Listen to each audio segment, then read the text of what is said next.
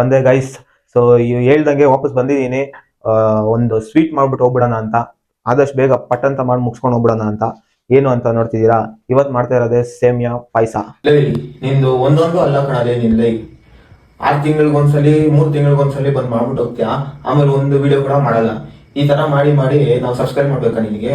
ಹೋಗಲೇ ಆಗ ಕೆಲಸ ಮಾಡೋ. ಇದೇನೋ ನೀನ್ ಹಿಂಗಂತ ಇದ್ಯಾ?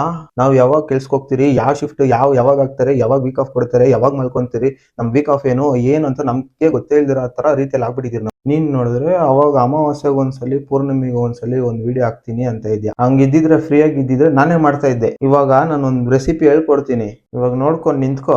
5 ನಿಮಿಷ ಕೊಡು, ಮಾಡ್ಕೊಡ್ತೀನಿ. ತಿಂತಾನೆ ಇರ್ಬೇಕು ಬಿಸಿ ಬಿಸಿ ಪಾಯಸನ. ಇಲ್ಲ ನಾನ್ ಮಾಡಕ್ ಬರುತ್ತಾ ಇಲ್ವಾ ಅಂತ ನೀನೇ ಹೇಳ್ಬಿಡು. ಇಲ್ಲ ಅಂದ್ರೆ ಇನ್ನೊಂದ್ಸತಿ ನಾನ್ ಮಾಡೋದೇ ಇಲ್ಲ ವಿಡಿಯೋನ. ಓಕೆ ಕಣ್ಣ, ಮಾಡೋಣ.